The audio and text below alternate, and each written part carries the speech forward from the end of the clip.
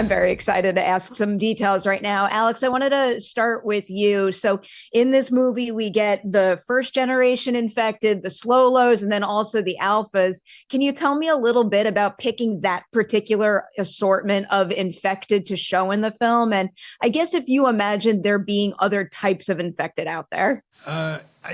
So there was a premise 28 years later. They're not supernatural. They're infected people. They're sick people, really. So if they're still around, if this thing is still around after 28 years, maybe some of those infected themselves have been around 28 years or maybe 13 years. They've got to eat. They've got to drink. In order to do that, how are they doing that? Well, some of them maybe hunt in packs like dogs or wolves. If you get a pack of animals, you often get an alpha.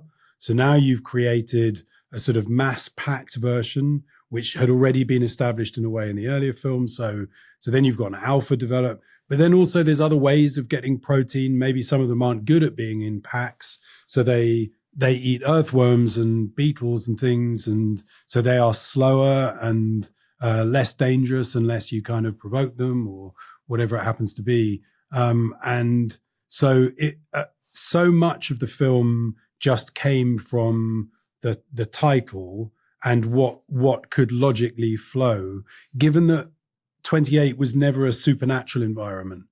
It was not reanimated dead people. So we were enforced like that. And then other things came from it too. So the community, the sort of regressive community on Holy Island, and the sort of inverse Kurtz, who seems, Ray Fiennes' character, who seems a bit like a Kurtzian type guy surrounded by bones, and he's got strange orange skin because he covers himself in iodine, but actually he's the most compassionate, sort of nice, actually forward thinking person that you meet. And but all of it, I think, just was rooted from the idea of 28 years rather than 28 months. So make the most of that concept. Here's a question I was really eager to pitch to both of you because I thought this worked incredibly well. And to be honest, it caught me by surprise. It's the tonal shift that happens in the tail end of the movie, because in the third acts of 28 Days and 28 Weeks, we get to see, I guess, the not so great things that the uninfected are doing to other human beings. The reveal of what the soldier sanctuary actually is. In Weeks, the willingness to kill just anybody in that extermination process. But here, that's not the case. So why did the two of you feel like that best suited the themes and ideas you were exploring here? I think it's the boys' journey really carries it. Because you get the first half, if you like, which is as you'd expect, a tough rites of passage, very physical, very tough love, patriarchal passing on of the mantle of manhood to his son. This will be your job. This will be your role. And then he learns something very different from his mother.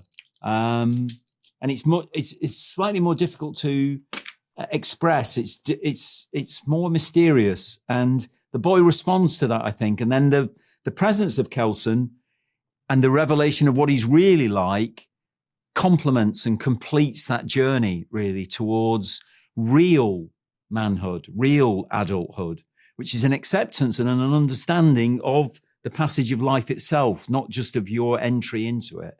And I think when he steps away at the end and decides not to follow his father, although he's stepping into another adventure, which is going to be very dangerous, you admire him for that, I think. And I think it's him that you follow. Yeah. I'm just going to add very quickly that,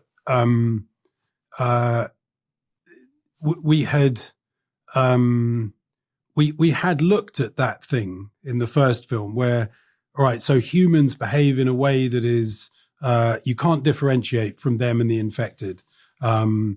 Not just with the soldiers and the Christopher Eccleston character, but Jim, the Cillian Murphy character, sort of becomes an infected in a way.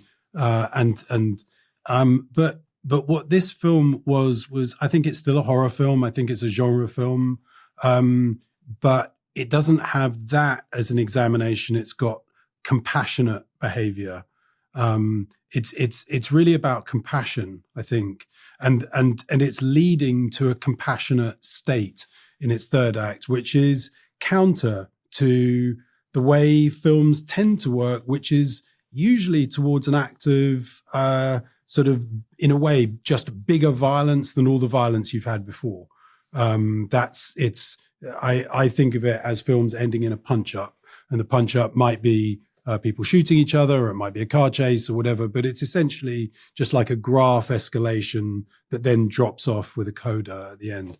And we were just trying something different, and maybe it's about being older, but Kelson and his mum and actually Spike himself are just very compassionate, rather sort of decent people doing their best under these circumstances.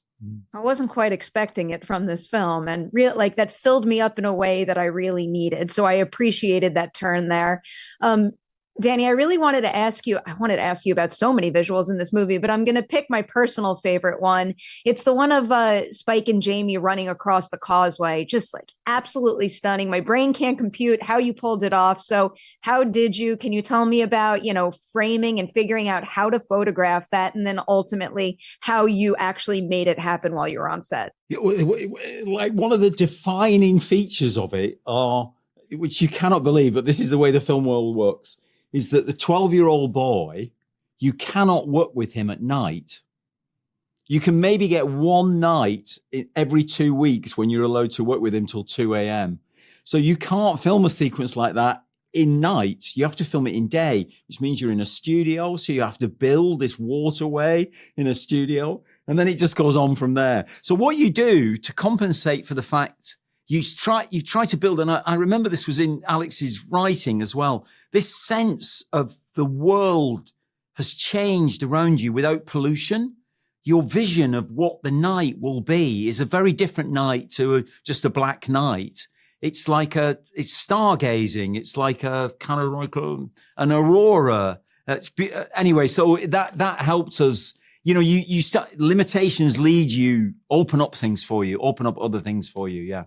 Just like absolutely stunning. Totally left me breathless. I just love that combo there. Because I'm a greedy fan, I'll end our conversation by looking ahead a little bit.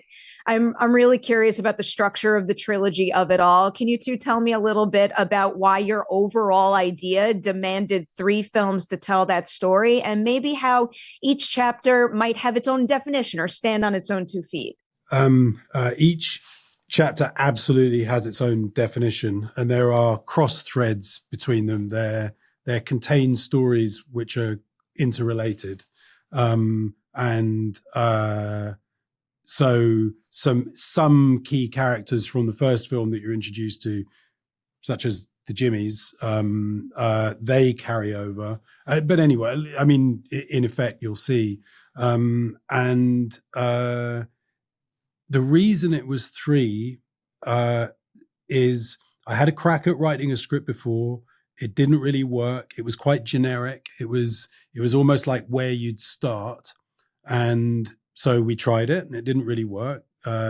Danny quickly identified why it didn't work, and he was right.